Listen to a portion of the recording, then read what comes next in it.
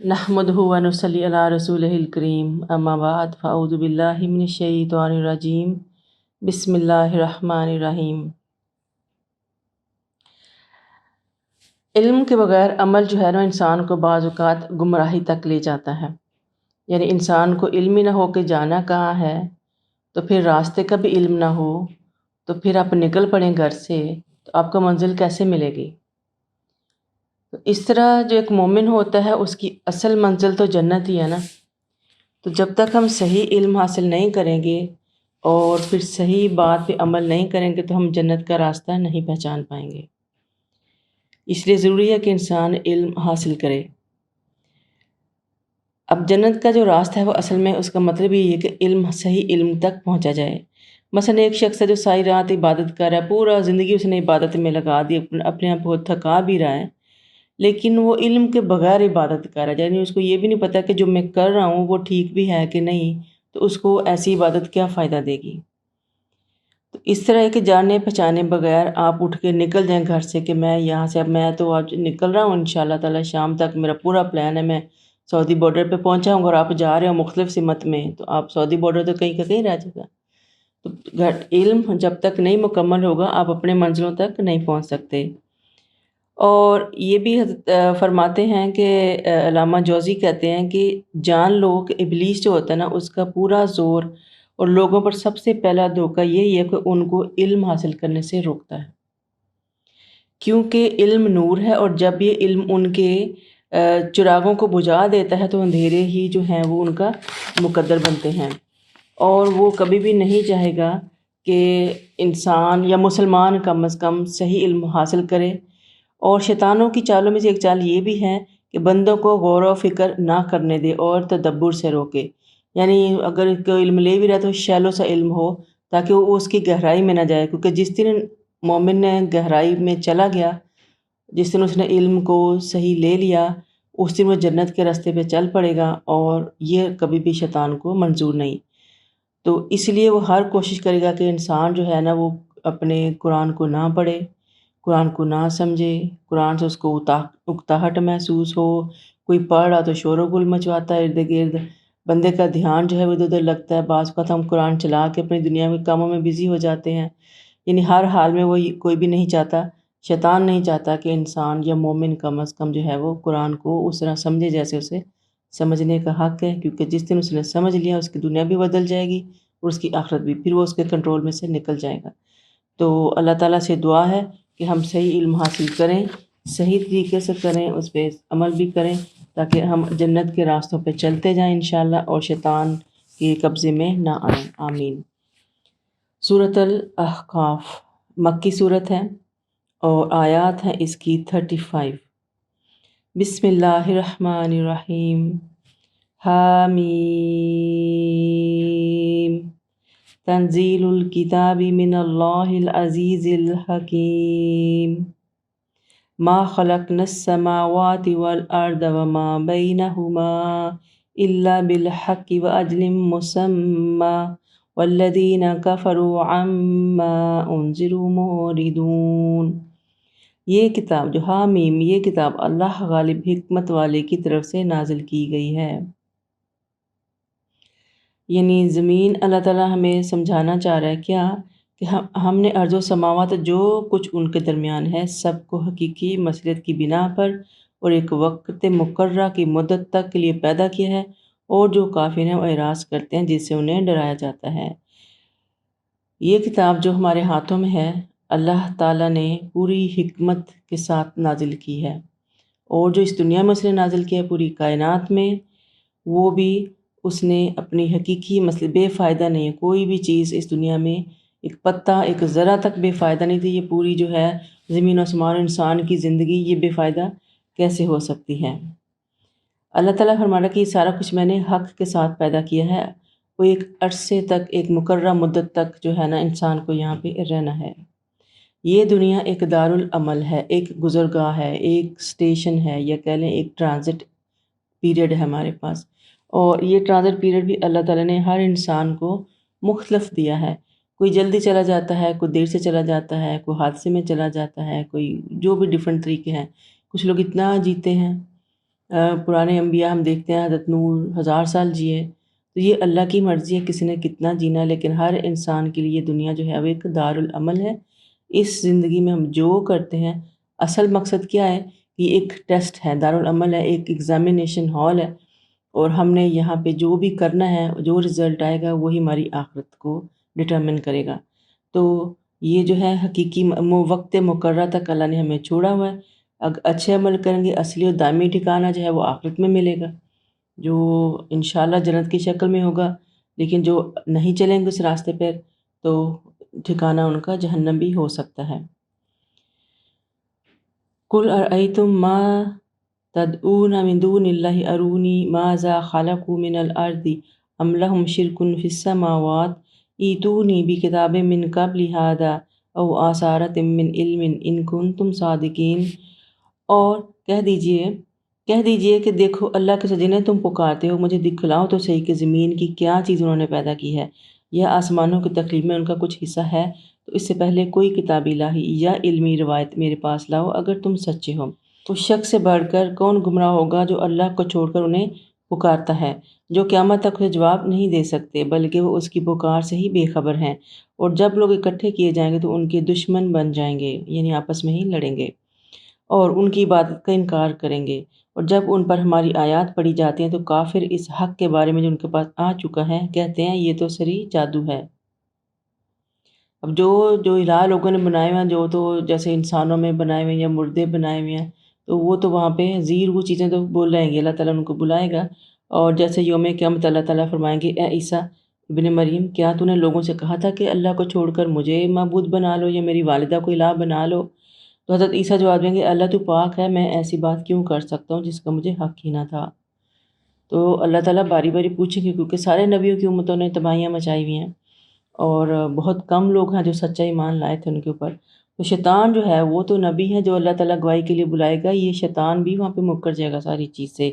تو آپ کے سامنے القصص میں پڑھا کو کہے گا ہم آپ کے سامنے ان سے برات کا اظہار کرتے ہیں، تو وہ تو کہے گا میں نے تو کہا تھا، مانا تو انہوں نے خود نہ، تو میرا تو کوئی قصور نہیں، وہ جو سب تھا وہ فریب تھا، وہ دھوکہ تھا، وہ جھوٹ تھا، میں تو آپ کو بہکانے کے لیے کرتا تھا۔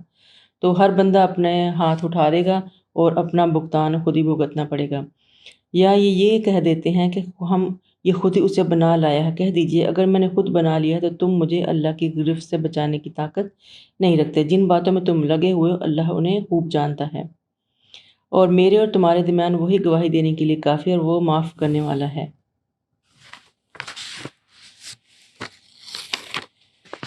قُلْ مَا كُنْتُ بِدْعًا مِّنَ الرُّسُلِ وَمَا أَدْرِي مَا يُفْعَلُ بِي وَلَا بِكُمْ إِنْ أَتَّبِعُ إِلَّا مَا يُوحَىٰ إِلَيَّ وَمَا أَنَا إِلَّا نَذِيرٌ مُّبِينٌ۔ اور کہہ دیجیے میں نرالا رسول نہیں ہوں، اور میں یہ نہیں جانتا کہ مجھ سے کیا سلوک کیا جائے گا اور تم سے کیا، میں تو اسی کی اتباع کرتا ہوں جو میری طرف وحی کی جاتی ہے، میں محض ایک ڈرانے والا ہوں۔ اب اللہ تعالیٰ یہ نبی کے منہ سے کہلوا رہے ہیں کہ آپ ان سے کہہ دیجئے، یعنی جو لوگ وہاں پہ مکی صورت ہے نا، تو جو لوگ آپ کو بار بار آپ کے نبوت کو ہی چیلنج کر رہے ہیں، اور دوسری بات ہے کہ ڈیفرنٹ چیزوں کو آپ کو زج کر رہے ہیں، تو آپ کہہ دیجئے کہ میں کوئی نرالا رسول ہوں، یعنی میں کوئی نیا نہیں ہوں، اٹس ناٹ فرسٹ ٹائم، پیچھے ہزاروں انبیاء گزر چکے ہیں، اور نہ ہی میری دعوت نرالی، پیغام بھی میرا وہی ہے جو وہی پیغام لے کے آتے تھے، یعنی ایک اللہ کو مانو۔ تو میں کوئی آپ سے بالکل فرق چیز نہیں، کچھ آپ بالکل اس طرح ریئیکٹ کر رہے ہو۔ اور یہ بھی کہ جب وہ ڈفرینٹ قسم کے سوالات کرتے تھے تو آپ مجھے کہتے تھے کہ میں عالم الغیب نہیں ہوں، میں اللہ کا ایک نبی ہوں، میں وہی کرتا ہوں جو مجھے وحی کیا جاتا ہے، میری مرضی نہیں چلتی، میں صرف آپ کے وارن کرنے والے کی حیثیت سے یہاں موجود ہوں، میرا کام یہ ہے کہ میں آپ کو بتا دوں کیا صحیح ہے کیا غلط ہے۔ کہہ دیجئے اور یہ بھی کہ اگر دیکھو اللہ کی طرف سے تم ہو، اللہ کی طرف سے ہو اور تم نے اس کا انکار کر دیا، اور بنی اسرائیل کے گواہ نے بھی گواہی دی تھی، چنانچہ وہ ایمان لیا اور تم اکڑ کر بیٹھے ہو، تمہارا انجام کیا ہوگا؟ بلا شبہ اللہ تعالیٰ ایسے ظالموں کو ہدایت نہیں دیتا۔ اور کافر ایمان والوں سے کہتے ہیں کہ اگر یہ اچھا ہوتا تو اہل ایمان سے قبول کرنے میں ہم سے سبقت نہ لے جاتے، چونکہ انہوں نے ہدایت نہیں پائی لہٰذا اب یہ کہیں گے یہ تو پرانا جھوٹ ہے، حالانکہ اس قبل موسیٰ کی کتاب جو رہنما اور رحمت تھی موجود تھی، اور یہ کتاب اس کی تصدیق کرنے والے جو عربی زبان میں ہے تاکہ ظالموں کو تنبیہ کرے اور نیکوں کو بشارت دے۔ ساری کتابیں ایک دوسرے کی تصدیق کرتی آئی ہیں، تورات نے بھی تصدیق کی، آنے والی کتابوں کا ذکر بھی اس میں موجود ہے، اور جو چلے گئے پیچھے اور قرآن بھی اس طرح خود ہی برحق ہے، اور تورات کی بھی اور انجیل کی بھی تصدیق کرتا ہے۔ اور یقیناً جن لوگوں نے کہا کہ ہمارا رب اللہ ہے، پھر اس پر ڈٹ گئے تو انہیں کوئی خوف نہ ہوگا اور نہ ہی وہ غمگین ہوں گے۔ پھر یہ کہ ہم نے یہ صورت حامیم سجدہ میں بھی پڑھ کے گئے ہیں کہ جن لوگوں نے کہا کہ ہمارا ہی رب اللہ ہی ہمارا رب ہے، پھر اس پر ڈٹ گئے، ان پہ موت کو اسپیشلی فرشتے نازل ہوتے ہیں کہ کچھ غم اور خوف نہ کرو اور تمہیں جنت کی بشارت ہو جس کا تم سے وعدہ کیا جاتا ہے۔ یعنی ایمان قبول کر لیا اور اس پہ جم گئے تو پھر ایسے لوگ جو ہوتے ہیں ان کو پر اللہ تعالیٰ کا وعدہ ہے کہ انہیں کوئی خوف نہ ہوگا، ایون جو سکرات کی سختیاں اللہ تعالیٰ وہ بھی کم کر دیتا ہے، اور نہ ہی انہیں کوئی غم ہوگا، بلکہ فرشتے آتے ہیں ان کے لیے خوشخبریاں لے کر۔ اولئک اصحاب الجنت خالدین فیہا جزاء بما کانوا یعملون، اور یہی لوگ اہل جنت ہیں جو اس میں دائمی رہیں گے، اور یہ ان کے اعمال کا بدلہ ہے جو وہ کرتے رہے۔ وہی بات آگے جو ہم شروع میں پڑھ کے آئے ہیں کہ یہ دنیا دارالعمل ہے، جنت ملے گی تو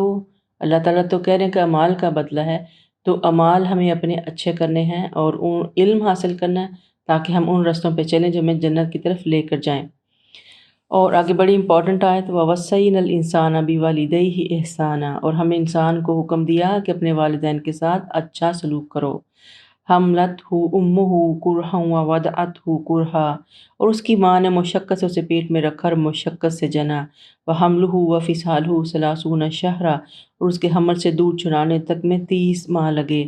حَتَّى إِذَا بَلَغَ أَشُدَّهُ وَبَلَغَ 40 سَنَةً، اور حتیٰ کہ جب وہ اپنی بھرپور جوانی کو پہنچ گیا اور 40 سال کا ہوا تو کیا کہا اس نے؟ قال رب اوزعنی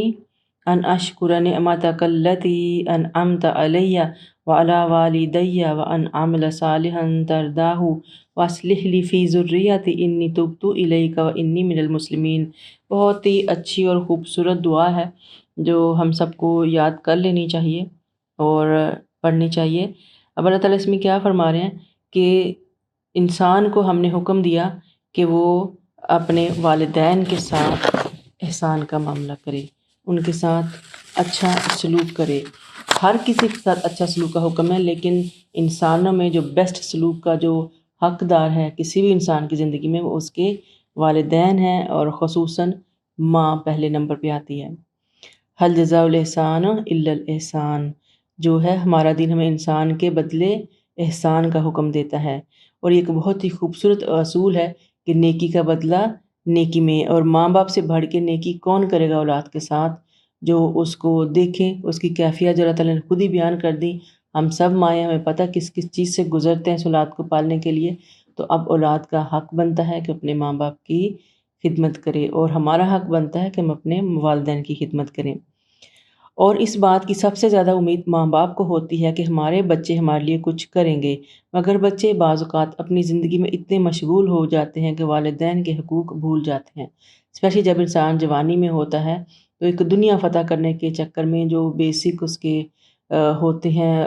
فرائض، ان سے ذرا بھول بھی سکتا ہے۔ یہ نہیں کہ جان کے ہر کوئی کرے، بعض کو انسان مگن اتنا ہو جاتا ہے، بزی اتنا ہو جاتا ہے کہ اس کے پاس اس کے لیے ٹائم ہی نہیں ہوتا، اور پھر آہستہ آہستہ وہ بھولنا شروع ہو جاتا ہے۔ اس لیے خاص طور پر تاکید کی گئی کہ اللہ تعالیٰ کے حق کے بعد پہلا بڑا حق والدین کا ہے۔ اگر کبھی کوئی شخص اور نفلی عبادت کر رہا ہو تو اس صورت میں بھی والدین کی جو کال ہے یا جو ضرورت ہے یا جو خدمت ہے وہ فرض ہوتی ہے۔ تو یاد رکھیں یہ ایک بیسک اصول ہے، جہاں بھی زندگی میں چوز کرنا پڑے کہ کوئی چیز نفلی ہے اور ایک چیز فرض ہے، جو ایک نفلی نیکی اور ایک فرض نیکی، مثال کے طور پہ زکوٰۃ ہے اور ایک طرف خیرات ہے، تو زکوٰۃ آپ کے اوپر فرض ہے، وہ فرض چیز ہے، تو پریفرنس جو ہوگی وہ زکوٰۃ کو دی جائے گی کیونکہ فرض پہلے۔ تو اگر آپ کے پاس پیسے اتنے نہیں کہ آپ نفلی صدقات کریں فی الحال، تو اس اوکے، پہلے اپنا فرض ادا کریں۔ یہاں بھی اللہ تعالیٰ کہہ رہا ہے کہ اگر کوئی نفلی نماز بھی پڑھ رہا ہے جو نفل ہے یا اس کو ڈیلے کر سکتا کرے، اگر اس کے ماں باپ کو اس کی ضرورت ہے تو پہلے وہ ان کو دیکھے گا، پہلے ماں باپ کی، چاہے وہ عبادت ہی کیوں نہ ہو، چاہے کوئی بات ہو۔ ہاں فرض نماز فرض ہے، وہ پہلے ہے، لیکن ماں باپ کا حکم، ماں باپ کی خدمت، ماں باپ کی جو اس کو کرنا چاہیے وہ فرائض میں آتا ہے، تو فرض ہمیشہ پہلے ہوتے ہیں۔ اور والدین کی خدمت ان اعمال میں سے جس سے اللہ کا قرب حاصل ہوتا ہے، اور انہوں نے کہا کہ اللہ عز و جل کے قریب قرب کرنے والا کوئی بھی دوسرا عمل نہیں ہو سکتا جتنا ماں کے ساتھ نیک سلوک ہے، یعنی جتنا زیادہ ماں کے ساتھ اچھا سلوک کریں گے اللہ اتنا ہی زیادہ راضی ہوتا ہے۔ والدین کی قدر کرنا چاہیے، اچھا سلوک کریں، ان کے لیے دعا بھی کریں، ان کی غیر موجودگی میں بھی ان کا ذکر اچھے الفاظ میں کریں، اسپیشلی اگر وہ فوت بھی ہو گئے ہیں، اگر انہوں نے آپ کے ساتھ اچھا سلوک کسی وجہ سے نہیں ہوا، وہ بھی انسان ہے، بعض کو انسان حالات کے اثر میں ہوتا ہے، وقت کے اثر میں ہوتا ہے، بعض کا سمجھ نہیں ہوتی بہت سی چیزوں کی، دیر سے سمجھ آتی ہے، انسان ایسی غلطیاں کر جاتا ہے، ایون تو اولاد کے حق میں ایسے فیصلے ہو جاتے ہیں جو وہ کرنا نہیں چاہتا، جو بعد میں بھی ریگریٹ بھی کرتا ہو بڑا ہو کے آگے جا کے وقت کے ساتھ، لیکن چونکہ وقت گزر چکا ہوتا ہے اب، اور ماں باپ کی یہ شان بھی نہیں کہ اولاد کو بٹھا کے ہر روز اپالوجیز کریں، تو بچوں کو ریئلائز کرنا چاہیے اور ماں باپ کو انسان سمجھتے ہوئے ان کی کوتاہیوں سے درگزر کرنا چاہیے، یہی اللہ تعالیٰ کا حکم ہے، اور ان سے جو بھی اگر اونچ نیچ ہو بھی گئی ہو تو ان کا ڈنڈورا مت پیٹیں، لوگوں کے سامنے اپنے ماں باپ کو بدنام مت کریں۔ اور یہ بھی طے ہے کہ جب ہم کسی کو بھی، چاہے وہ کوئی بھی ہو، جب ہم معاف کر دیتے ہیں نا دل سے، تو پھر وہ جو ایک بوجھ ہم لے کے پھر رہے ہوتے ہیں نا اپنے ہی اوپر،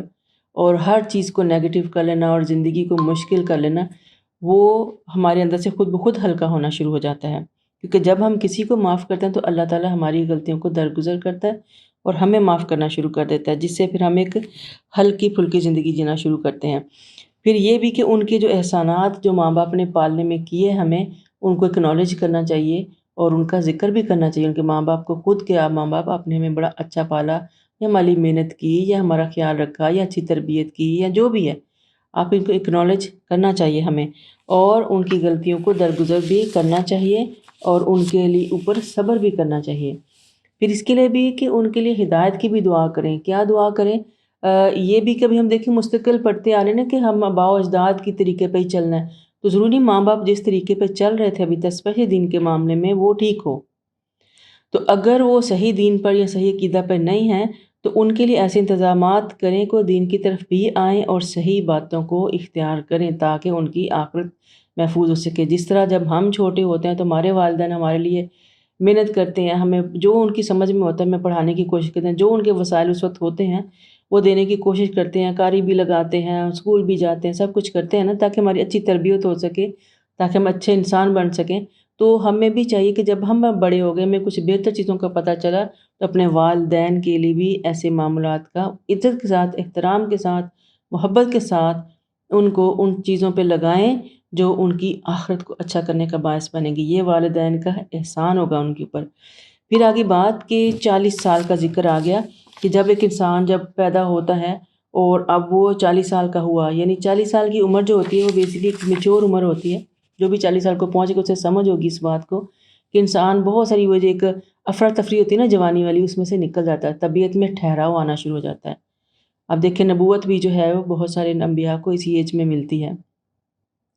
تو جب یہاں تک آ جاتا ہے تو پھر وہ کیا کہتا ہے، اور بلکہ کہا گیا ہے کہ جو بھی اس عمر کو پہنچ جائے ان کو چاہیے کہ نئے سرے سے اپنے تجدید ایمان کریں، نئے سرے سے اللہ تعالیٰ سے توبہ کریں اور نئے سرے سے رجوع کریں اور اپنے اعمال جو ہیں ان کو پختہ کریں۔ اب افراتفریاں زندگی کی جو ہیں، کیونکہ اس عمر میں آ کے انسان ایک تو بہت زیادہ مصروف ہو جاتا ہے، اپنی فل لائف کے اوپر ہوتا ہے، بچے بڑے ہو رہے ہوتے ہیں، ان کے بے شمار مسائل بڑے ہو رہے ہوتے ہیں، اور سوشل سرکل بڑے ہو رہے ہوتے ہیں، اور اپنی بزنس پیک پہ ہوتی ہے، پھر ایک طرف ماں باپ جو ہوتے ہیں اپنے زیادہ بوڑھے ہو چکے ہوتے ہیں، ٹھیک ہے، اب انہیں مکمل توجہ کی ضرورت ہوتی ہے۔ اور اس وقت ان حالات میں جو انسان بیلنس کر لے، کریٹ کر لے اپنی فیملی کے اندر، اپنے ماں باپ کے اندر، سارے معاملات میں، تو وہی کامیاب ہے۔ اور پھر وہ دعا مانگتا ہے، کیا کہتا ہے کہ میرے رب مجھے توفیق دے کہ میں تیرے احسان کا شکر ادا کروں۔ کس احسان کا شکر ادا کروں؟ جو اللہ تعالیٰ نے اس کو دیا۔ ایک پختگی والی سٹیج جب آ جاتی انسان کی تو اس کو اللہ تعالیٰ نے جو ہے وہ احسان کیا اس کے اوپر، کس کا؟ انعمت علیہ، کہ جو انعام مجھ پر کیا، یعنی نیکی کی توفیق دی مجھے، اور اعلیٰ والدیہ، اور میرے والدین کو بھی نیکی کی توفیق دی، اور یہ کہ میں اچھے عمل کروں اور جو تجھے پسند ہوں، اور میری خاطر میری اولاد کی اصلاح کر، میں تیرے حضور توبہ کرتا ہوں، بلا شبہ میں فرما بردار ہوں۔ یہ ہمیں بھی جب کروایا جا رہا تھا تو ہماری استاذہ نے کہا تھا کہ ایک دفعہ جو ہے نا اس کو بالکل نیت کی، اس نیت سے اس دعا کو ضرور پڑھیں کہ جو اس میں مانگا گیا ہے وہ پورا ہو، کہ اللہ کا شکر بھی ادا ہو جائے کہ اللہ تعالیٰ شکر تو اس عمر تک پہنچایا، کہ میچور عمر تک ہمیں پہنچایا، الحمدللہ ہمیں فیملی دی، ماں باپ دیے، بچے دیے، ایک گھر ہے، سب کچھ ہے الحمدللہ، اور ہمارے تمہیں نیکی کی توفیق دی جو آج ہم یہاں بیٹھے ہیں الحمدللہ، اور یہ بھی کہ میں آئندہ بھی اچھے عمل کروں، میرے سے ایسے اچھے عمل لے لے اللہ پاک جو تجھے پسند ہوں، جو جن کو سے تو راضی ہو جائے، تیری رضا مقصود ہے۔ اور یہ کہ میری خاطر میری اولاد کی بھی اصلاح کر، میں تیرے حضور توبہ کرتا ہوں۔ ماں باپ کی توبہ، ماں باپ کی عبادت، ماں باپ کی نیکی اولاد کے کام آتی ہے۔ اور ہوتا ہی عام طور پہ کہ نیکیاں، اور کہتے ہیں نا جب پھل جو ہوتے ہیں ماں باپ لگاتے ہیں، اور ان کا جو درخت ماں باپ لگاتے ہیں اور پھل ان کے آگے نسلیں کھاتی ہیں، تو یہ وہ ہیں کہ جب ہم دعائیں کرتے ہیں، اپنے اعمال درست کرتے ہیں، تو ہمارے ان کے صدقے اللہ تعالیٰ ہماری اولاد کا خیال بھی رکھتا ہے، اور ان کو وہ نیکیاں بھی پہنچتی ہیں، اور جو ہے نیک نامی بھی پہنچتی ہے والدین کی، اور ان کی دنیا میں بھی عزت ہوتی ہے اور آخرت میں بھی۔ تو یہاں جو ہے وہ دعا مانگی جا رہی ہے کہ میری خاطر میری اولاد کی بھی اصلاح کر دے، اور میں تیرے حضور توبہ کرتا ہوں، بلا شبہ میں فرما بردار ہوں۔ بہت ہی خوبصورت جو ہے وہ دعا ہے۔ اور اولئک الذین نتقبل عنہم احسن ما عملوا ونتجاوز عن سیئاتہم فی اصحاب الجنہ وعد الصدق الذی کانوا یوعدون۔ اور یہی لوگ ہیں جن کے اعمال ہم قبول کرتے ہیں، یعنی اچھے اعمال۔ پھر سے عمل کی بات آ گئی، اس پوری صورت میں آپ اعمال کا ذکر سنیں گے، اچھے اعمال، برے اعمال، اچھے اعمال، برے اعمال۔ اور اللہ تعالیٰ کہتا ہے یہی لوگ ہیں جن کے اچھے اعمال ہم قبول کرتے ہیں، یعنی جو کیا کرتے ہیں وہ برائیوں، اور اللہ ان کی برائیوں سے بھی درگزر کر جاتے ہیں، یہی اہل جنت میں شامل ہیں۔ اللہ کا وعدہ سچ ہے، وعدہ صدقی، اور ان سے جو کیا گیا ہے اللہ تعالیٰ کا وعدہ وہ سچا ہے۔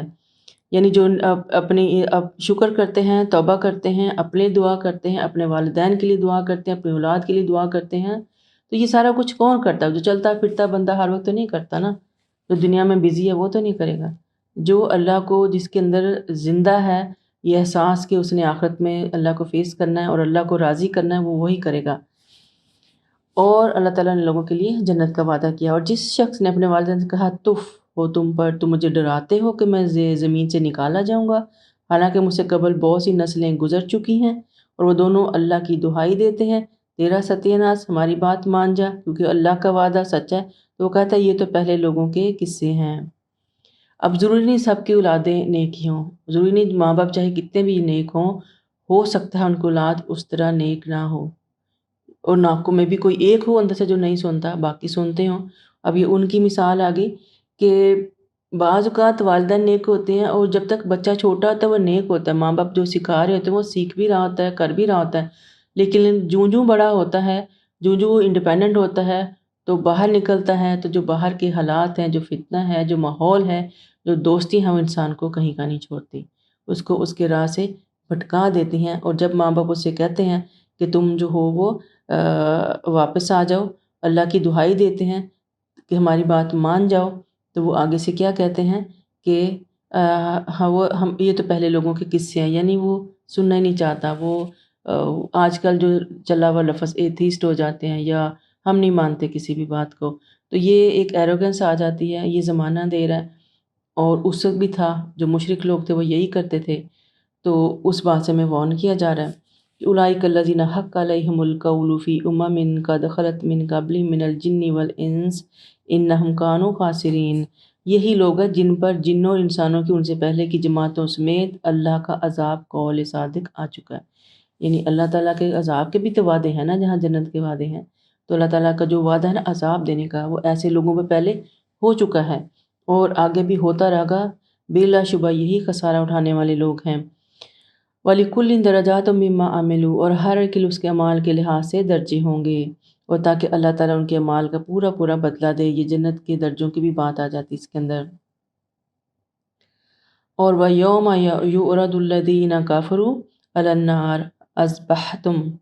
أَذْهَبْتُمْ طَيِّبَاتِكُمْ فِي حَيَاتِكُمُ الدُّنْيَا وَاسْتَمْتَعْتُمْ بِهَا فَالْيَوْمَ تُجْزَوْنَ عَذَابَ الْهُونِ بِمَا كُنتُمْ تَسْتَكْبِرُونَ۔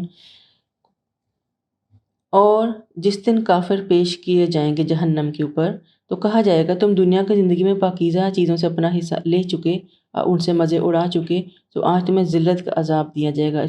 عذاب الہونی، ذلت کا عذاب۔ ہم دیکھیں نا عذاب کی کتنی قسمیں ہم ابھی تک پڑھ چکے ہیں۔ ابھی ایک اور عذاب ہے جو بہت ہی ذلیل کرنے والا عذاب ہے، اور یہ ان باتوں کا بدلہ ہے جو تم نے زمین میں ناحق اکڑ رہے تھے اور نافرمانی کیا کرتے تھے۔ اور ان کفار سے جو ہے وہ یہ بھی کہا جائے گا اور ان کفار مکہ سے قوم عاد کے بھائی ہود کا ذکر کیجیے جب اس نے احقاف میں اپنی قوم کو ڈرایا، اور جب کہ ہود سے پہلے بھی انہیں ڈرانے والے آئے اور اس کے بعد بھی آتے رہے، اور کہا اللہ کے سوا کسی کی عبادت نہ کرنا، بلا شبہ میں تم پر ایک بڑے دن کے عذاب سے ڈراتا ہوں۔ وہ کہنے لگے کیا تمہارے پاس اس لیے ہو کہ ہمیں ہمارے معبودوں سے بدل کر دو؟ اگر تم سچے ہو تو جس عذاب کی تمہیں ہم دھمکی دیتے ہو لے آؤ۔ یہ ایک نان سٹاپ ایک جو جملہ ہے نا ہٹ دھرم لوگوں کا، وہ چلتا آ رہا ہے۔ اب یہاں یہ بات ہے کہ جو دنیا میں جو حیاتکم الدنیا واستمتعتم بہا، یعنی تم دنیا میں اپنی جو بھی اللہ تعالیٰ کی جو نعمتیں تھیں، جو فضل تھے، تم ان کا فائدہ اٹھا چکے ہو، اور جو اگر انہوں نے نیک اعمال بھی کیے ہوتے ہیں اس دنیا میں، اور لوگ کرتے بھی ہیں، ہر بندہ برا ہی نہیں ہوتا، لیکن بس عقیدہ صحیح نہیں ہوتا، تو ان نیک اعمال کے بدلے میں بھی اللہ تعالیٰ جو ہے وہ ان کو یہی ان کے بدلے دے دیتا ہے۔ اس لیے ہم دیکھتے ہیں کہ جو بعض اوقات بہت سے لوگ جو اچھے مسلمان نہیں یا بہت مسلمان ہیں ہی نہیں، وہ ہم سے کہیں طاقتور اور ہمیں بہت کامیاب اور سکسیسفل اور کھاتے پیتے اور موج کرتے ہوئے نظر آتے ہیں۔ تو ہمیں یاد رکھنا چاہیے کہ مومن جو ہوتا ہے اس کا اصل گھر آخرت ہے۔ ہر مومن جنت آسانی سے نہیں ملتی،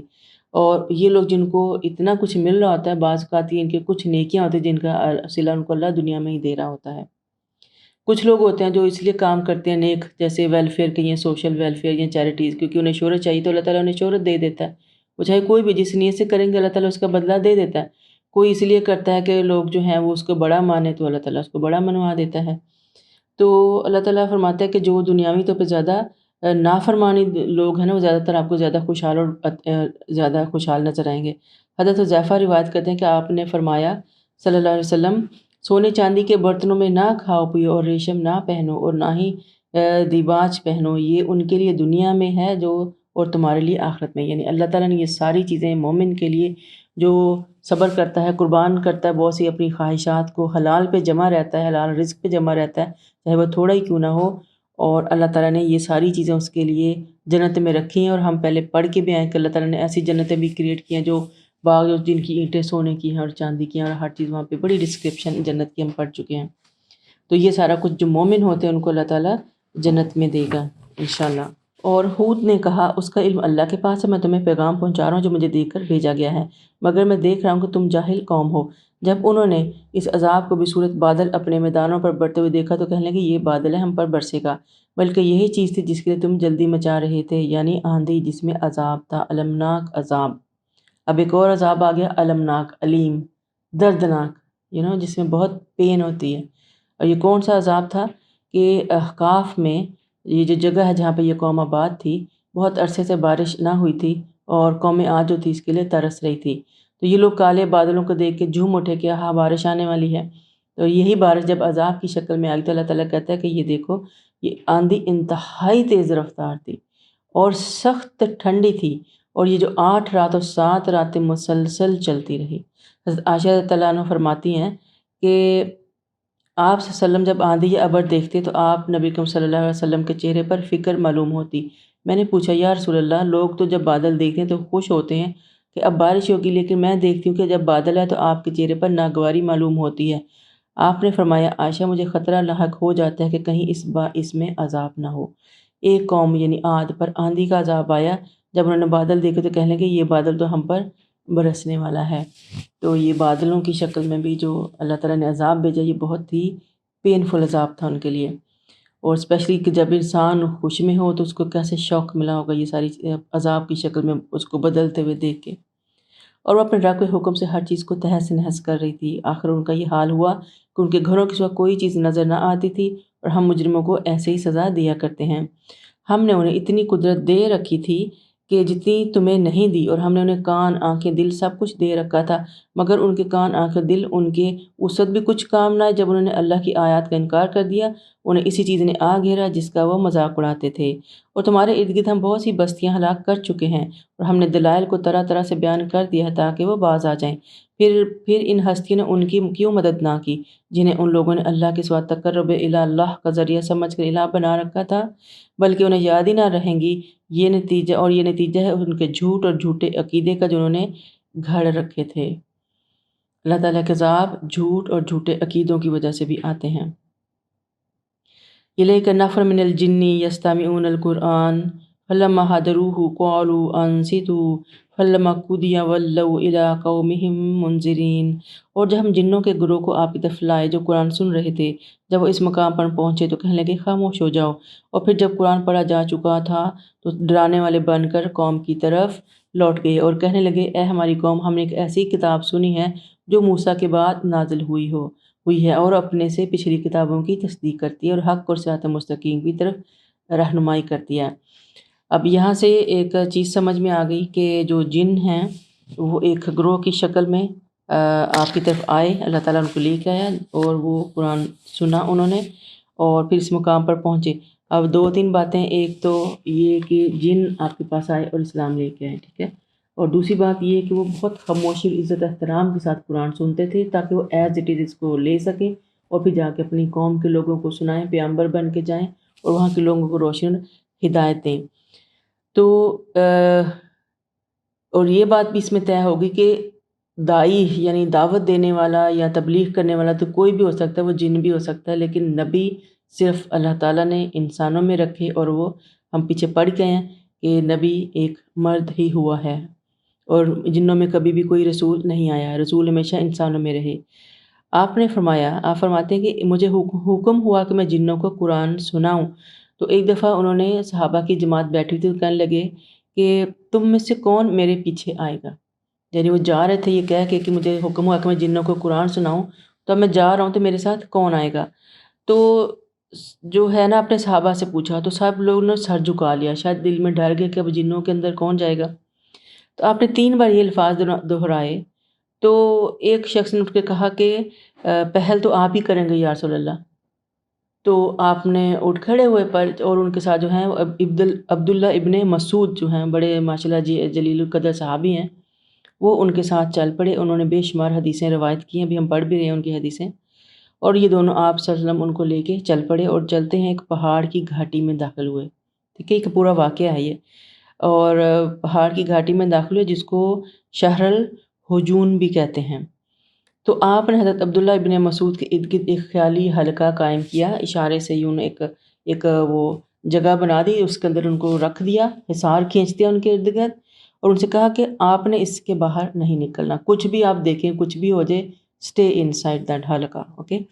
اور اس کے بعد ابن مسعود کہتے ہیں کہ میں تو وہاں بیٹھ گیا اور پھر جنات ارد گرد سے آنے لگے، میرے اوپر سے اترنے لگے، میرے اوپر آنے لگے، اور گدھوں کی مانند ایک لشکر کی شکل میں کچھ چلتا ہوا جو تھا نا وہ مجھے دکھائی دیا، اور پھر میں نے ملی جلی بے شمار آوازیں بھی سنی، اور پھر میرے دل میں ساتھ میں نبی کے وسلم کے متعلق بھی تھوڑا خوف ہوا ان کی خیر، کیونکہ وہ تھوڑا اندر جا چکے تھے گھاٹی کے۔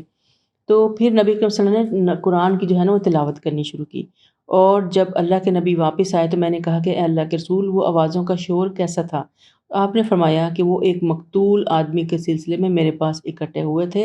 اور جو ان میں قتل ہو گیا تھا تو میں نے ان کے درمیان حق کے ساتھ فیصلہ کر دیا۔ تو آپ نبی برحق ہیں جو تمام مخلوقات کے لیے نبی ہیں، اور جنوں کے بھی آپ ہی فیصلے کرتے تھے، اور جنوں کی جو شریعت ہے وہ بھی یہی اسی قرآن کے اندر ہی ہے۔ اور یہ بھی کہ یہاں پہ بات ہوئی نا کہ جو ایسی کتاب سنی جو موسیٰ کے بعد نازل ہوئی، تو درمیان میں انجیل تو ہے نا، لیکن انہوں نے انجیل کا اشارہ کیوں نہیں کیا؟ اس لیے کہ شریعت کے احکامات میں تورات جیسی جامع کتاب قرآن سے پہلے کوئی نہیں تھی۔ حضرت عیسیٰ نے بھی یہی فرمایا کہ میں تورات بدلنے نہیں بلکہ اس کی تکمیل کرنے آیا ہوں۔ تو جو مکمل جامع کتاب تھی قرآن سے پہلے وہ تورات تھی۔ اور یا قومنا، اے ہماری قوم، اللہ کی طرف بلانے والے کی بات مان لو اور اس پر ایمان لے آؤ، اور تمہارے گناہ بخش دے گا اور تمہیں المناک عذاب سے بچا لے گا۔ یہ جن ہیں جو اپنی قوم میں جا کے تبلیغ کر رہے ہیں۔ اور جو اللہ کی طرف بلانے والے کی بات نہ مانے تو وہ زمین میں بھاگ کر عاجز نہیں کر سکتا، اور نہ اس کے بغیر اس کا کوئی حامی ہوگا۔ وہ یہی لوگ صریح گمراہی میں ہیں۔ کیا انہوں نے دیکھا نہیں کہ اللہ ہی ہے جس نے ارض و سماوات کو پیدا کیا، انہوں نے پیدا کر کے تھک نہیں گیا، وہ قادر ہے کہ مردوں کو زندہ کر دے، کیوں نہیں، وہ ہر چیز پر قادر ہے۔ اور جس دن کافر جہنم میں پیش کیے جائیں گے تو پوچھا جائے گا کہ یہ جہنم حق نہیں؟ وہ کہیں گے کیوں نہیں، ہمارے رب کی قسم حق ہے۔ تو اللہ تعالیٰ فرمائے گا اب عذاب کا مزہ چکھو اس بنا پر کہ تم کفر کرتے تھے، پس صبر کیجیے، اور اپنے اولو العزم رسول صبر کرتے ہیں۔ یہ اللہ تعالیٰ اپنے نبی سے فرما رہا ہے کہ آپ بھی صبر کیجیے، جو بہت بہادر یا اولو العزم ہوتے ہیں، بڑے حوصلے والے جو ہوتے ہیں رسول، وہ صبر ہی کرتے رہے ہیں۔ اور ان کے بارے میں جلدی نہ کیجیے، جس دن وہ یہ دیکھ لیں گے، جس دن انہیں ڈرایا جاتا ہے تو وہ یہ سمجھیں گے جیسے دنیا میں بس ایک دن ایک ساتھ ہی ٹھہرے تھے اور یہ بات پہنچا دی گئی، تو اب کیا نافرمان لوگوں کے علاوہ بھی کوئی ہلاک ہوگا؟ تو یہ جو ہلاکت ہے فَهَلْ يُهْلَكُ إِلَّا الْقَوْمُ الْفَاسِقُونَ، یہ فاسقوں کے حصے میں ہی آئے گی۔ اب ہے سورۃ محمد، یہ سورۃ مدنی ہے اور مدینہ کے شروع کے ایام میں اس زمانے میں ہوئی جب مسلمانوں کے کفار کی جو عداوت میں وسعت آ چکی تھی اور مکہ میں صرف قریشی دشمن تھے، یہاں مدینہ میں بسنے والے یہود اور مسلمانوں کی صفوں میں موجود منافقین اور ارد گرد کے جو قبائل تھے مدینہ کے، سب دشمن ہو چکے تھے اور معاشی تنگی بہت بڑھ چکی تھی، اور ایک تو مہاجرین مکہ سے اپنے لٹے پٹے آئے، دوسری طرف کفار کی جانب سے معاشی بائیکاٹ، تو یہ بہت ہی تنگی کے حالات میں تھے جب یہ صورت نازل ہوئی۔ بسم اللہ الرحمن الرحیم۔ الذین کفروا وصدوا عن سبیل اللہ اضل اعمالہم۔ اب اس میں بھی اعمال کی بات ہے کہ صورت میں بھی آپ دیکھیں گے عملوں کا ہی ذکر ہوگا، کیا کہ جنہوں نے کفر کیا اور دوسروں کو اللہ کی راہ سے روکا تو اللہ تعالیٰ نے ان کے اعمال ضائع کر دیے۔ اب سارے یہاں پہ بار بار ذکر ہے کہ اعمال ضائع کن کے ہوئے، کنہیں؟ جنہوں نے کفر بھی کیا اور لوگوں کو اللہ کی راہ سے بھی روکا۔ مشرکین کے مکہ کے سارے نیک اعمال ضائع ہو گئے، حتیٰ کہ جب وہ حرم کی پاسبانی بھی کرتے تھے، حاجی کو بھی پانی بھی پلاتے تھے، ہم نے پڑھا وہ کتنا کچھ کرتے تھے، حج پہ آنے والوں کو کھانے بھی کھلاتے تھے، سب کچھ کرتے تھے، چونکہ انہوں نے کفر پہ قائم رہے تو ان کا کوئی یہ سارا کیا دھرا ضائع، کچھ بھی ان کے کام نہیں آئے گا سوائے ان لوگوں کے جو ایمان لے آئے اور نیک عمل کیے اور جو کچھ محمد صلی اللہ علیہ وسلم پہ نازل ہوا اس پر ایمان لائے۔ تو اگر اپنے پرانے جتنے اعمال بھی انسان نے ان کو نئے سرے سے زندہ کرنا ہے اپنے حق میں، نیکیاں ہوں یا بدیاں، جب انسان مومن ہو جاتا ہے سچے دل سے تو اللہ تعالیٰ اس کے سارے برے اعمال کو بھی نہ صرف برائیاں ریز کر دیتا ہے بلکہ برائیوں کو نیکیوں میں بدل دیتا ہے، اور وہی ان کے رب کی طرف سے حق ہے۔ اللہ نے ان کی برائیاں دور کر دی اور ان کا حال درست کر دیا۔ اب جس کا حال درست ہو گیا، یعنی جس کا آج کل سے بہتر ہے، سمجھو اس کا مستقبل بھی بہتر ہے اور اس کی آخرت بھی بہتر ہے۔ تو جس کا آج بہتر ہو گیا یعنی ہمارا حال بہتر ہو گیا، تو حال کس لیے کیوں بہتر ہوا ان کا کہ انہوں نے اللہ پہ ایمان لے آئے۔ یہ اس لیے کہ کافروں نے باطل کی اتباع کی اور ایمان والے نے اس حق کی اتباع کی جو ان کے رب کی طرف سے۔ اسی طرح اللہ لوگوں سے ان کے حالات ٹھیک ٹھیک بیان کرتا ہے۔ مسلمانوں، جب تمہاری کافروں سے مڈبیر ہو جائے تو ان کی گردنیں اڑا دو۔ اب یہ مدینہ ہے، یہ یاد رکھیے، ٹھیک ہے؟ حتیٰ کہ جب بے دریغ قتل کر چکو تو قیدیوں کی مشکیں کس لو، پھر اس کے بعد یا تو ان پر احسان کرو یا تاوان لے کر چھوڑ دو، حتیٰ کہ لڑائی اپنے ہتھیار ڈال دے۔ یہی حکم ہے، اور اگر اللہ چاہتا تو خود بھی ان سے انتقام لے لیتا، مگر اس نے چاہا کہ تمہیں ایک دوسرے سے آزمائے، اور جو لوگ اللہ کی راہ میں قتل ہوئے اللہ ان کے اعمال کو ہرگز ضائع نہیں کرے گا۔ اور سَيَهْدِيهِمْ وَيُصْلِحُ بَالَهُمْ، اور ان کی رہنمائی بھی فرمائے گا اور ان کا حال بھی درست فرما دے گا۔ وَيُدْخِلُهُمُ الْجَنَّةَ عَرَّفَهَا لَهُمْ، انہیں جنت میں داخل کرے گا جس کا انہیں تعارف کرایا ہے۔ اب یہاں پہ بات آ گئی جنت کا تعارف۔ یہاں پہ دو تین باتیں اللہ تعالیٰ نے کہہ دی مسلمانوں سے، اس وقت کے مسلمانوں سے، کہ لوگوں دشمن سے بھیڑنے کی تمنا مت کرو، یہ حدیث کے الفاظ ہیں، اور اللہ سے عافیت طلب کرو، یعنی جان بوجھ کے اپنے لیے مصیبت اور مشقت طلب نہیں کرو، اور اللہ سے عافیت ہی طلب کرنی چاہیے۔ پھر اگر بھیڑ جاؤ، یعنی اگر دشمن سے مقابلہ ہو جائے، جو ہم دیکھتے ہیں جنگ بدر میں کیا حالات پیدا ہوئے تھے اور کس طرح ہوا تھا، تو پھر ثابت قدم رہنا، پیچھے نہیں ہٹنا، اور جان لو کہ جنت جو ہے وہ تلواروں کے سائے میں ہے۔ یہ حدیث ہے بخاری اور مسلم کی۔ اور دوسری بات آگی کہ قیدیوں کے معاملے کی جو اصل ہے وہ احسان ہے، یعنی قیدی کر لیں اور پھر ان کے بدلے آپ فدیہ لے کے بھی چھوڑ سکتے ہیں، اور ان کو بغیر فدیہ کے بھی احسان کے طور پر بھی چھوڑا جا سکتا ہے، اور عام حالات میں قیدیوں کو قتل کرنے سے منع کیا گیا ہے۔ اگر کسی قیدی کے جرم کی نوعیت زیادہ شدید ہو تو قتل بھی کیا جا سکتا ہے، جیسے فتح مکہ کے موقع پر کچھ لوگوں کے بارے میں قتل کے احکامات جاری ہوئے۔ یہ فتح مکہ انشاءاللہ جب پڑھیں گے تو اس کی ڈیٹیل میں دیکھیں گے۔ تو یہ اللہ تعالیٰ نے دو تین اور رول بتا دیے جنگ کے کہ کیا کرنا ہے، اور پھر یہ کہ انہیں جنت میں داخل کرے گا اور انہیں اس کا تعارف کروا دے گا۔ تعارف کیا ہے کہ جو جنت میں جو گھر ہے نا، ہم نے پہلے بھی اس کو دیکھا کہ اللہ تعالیٰ نے جنت میں بھی لوگوں کے گھر بنے ہوئے ہیں اور دوزخ میں بھی بنے ہوئے ہیں، اور جو جنتی ہوں گے نا، جب جنہوں نے جنت کما لی وہاں پہنچ گئی تو اپنے گھر کو ایسے پہچانیں گے جیسے آج کل دنیا میں نہیں ہم اپنے گھر کو پہچانتے، چاہے کہیں چلے جائیں اپنے گھر کا راستہ نہیں بھولتا انسان، یہ ٹک کر کے پہنچ جاتا ہے۔ تو وہاں بھی ایسا ہی لگے گا کہ جیسے وہ پہلے سے فیملیئر ہیں اس گھر سے، اور وہ بغیر کسی پوچھ کے، رہنمائی کے، کسی گائیڈ کے، کسی گوگل کے، سیدھے اپنے گھر میں پہنچ جائیں گے۔ تو اللہ تعالیٰ کہتا ہے ایسے ان کا تعارف کروا دیا ہے، یعنی اس گھر کو اللہ تعالیٰ نے اتنا فیملیئر کر دیا ہوگا جنتیوں کے ساتھ کو آرام سے وہاں کے اس گھر میں ایسے پہنچ جائیں گے جیسے کہ دنیا میں اپنے رشتوں کو پہچانتے ہیں۔ تو پھر یہ بھی دیکھنا ہے کہ اب جنت تک پہنچنے کے لیے ہمیں کرنا کیا ہے۔ تو بہت سی چیزیں ہیں آبویسلی، لیکن کچھ جو اللہ تعالیٰ نے ہمیں بتائیں اعمال جو ہم آرام سے کر سکتے ہیں، ان میں ایک تو یہ ہے کہ ظاہر ہے اپنے جو ہیں وہ جو سنتیں اللہ تعالیٰ نے ہمیں حدیث سے پتہ چلتی ہیں، جو ہم فرائض کے علاوہ جو 12 سنتیں ہیں نا موقدہ، اگر ہم ان کو پڑھ لیں ریگولر تو اللہ تعالیٰ نے جنت کا وعدہ کیا ہے۔ پھر یہ کہ جو چاشت کی جو 4 نفل اگر کوئی انسان پڑھے تو اس کے لیے بھی جنت کا وعدہ ہے۔ پھر یہ کہ جب ہم کسی مریض کی عیادت کو جاتے ہیں تو بھی اللہ نے جنت کا وعدہ کیا ہے۔ پھر یہ کہ جب نماز میں صفیں درست اور سیدھی کر لی جائیں تو اس میں بھی جنت کا وعدہ ہے۔ اور سورۃ اخلاص کا پڑھنا جو ہے وہ یہ بھی جنت میں لے جانے کا باعث ہے۔ اور بھی بے شمار اعمال ہیں جو دعائیں ہیں، اور جیسے کہتے ہیں سورۃ جو آیت الکرسی ہے، اگر اس کو ہر نماز کے پڑھا جائے تو اس سے کہ اور جنت کے درمیان میں صرف ایک موت ہوتی ہے۔ تو بے شمار چیزیں ہیں، تو یہ چھوٹے چھوٹے اعمال ہیں جن کو ہمیں آرام سے اپنی روٹین میں لا سکتے ہیں، اور ان کا ہمیں اور اس نیت سے کریں کہ اللہ ہمیں جنت میں لے کے جائے جہاں اللہ نے ہمارے لیے گھر تیار کر کے رکھے ہوئے ہیں۔ ان اللہ یدخل الذین آمنوا وعملوا الصالحات جنات تجری من تحتها الانہار والذین کفروا ویتمتعون ویاکلون کما تاکل الانعام والنار مثوی لہم۔ اب یہ زیادہ کھانے والوں کے نقصان آ گئے۔ اب اللہ تعالیٰ مومن کی جو خوبیاں ہیں ان کے اندر اب ایک خوبی یہ بھی آ گئی کہ مومن زیادہ نہیں کھاتا، وہ اتنا نہیں کھاتا، اپنے پیٹ میں بھوک رکھ کے کھاتا ہے۔ اور جو لوگ ایمان لائے نیک عمل کیے، یقیناً انہیں ایسے باغوں میں داخل کرے گا جن میں نہریں بہہ رہی ہیں۔ اور کافر وہ ہیں جو چند روز فائدہ اٹھا لیں، اس دنیا میں کھا لیں جتنا کھانا ہے، وہ اس طرح کھاتے ہیں جیسے چوپائے کھاتے ہیں، یعنی اس دنیا میں انسان جو ہے وہ جانور کی طرح کھانا کھا رہا ہے، اس کا ٹھکانہ جہنم ہے۔ اور کتنی بستیاں تھیں جو آپ کی اس بستی سے بڑھ کر طاقتور تھیں جنہوں نے آپ کو نکال دیا، اور ہم نے انہیں ہلاک کیا تو ان کا کوئی بھی مددگار نہ ہوا۔ اور بھلا جو اپنے رب کی طرف واضح دلیل پر ہو، اور اس جیسا کوئی ہو سکتا ہے جس کے برے اعمال سے خوشنما بنا کر دکھائے جا رہے ہوں اور اپنی خواہشات کی اتباع کر رہے ہوں۔ ایسا رستہ جو روشن ہے، پوری دلیل اور اطمینان قلب کے ساتھ اس پر چل رہا ہو، یعنی ایسا شخص جو ہے وہ واضح دلیل پر ہو اور جس کے برے اعمال اسے خوشنما بنا کر دکھائے جا رہے ہیں اور اپنی خواہشات کی اتباع کرو۔ مثل الجنت التی وعد المتقین،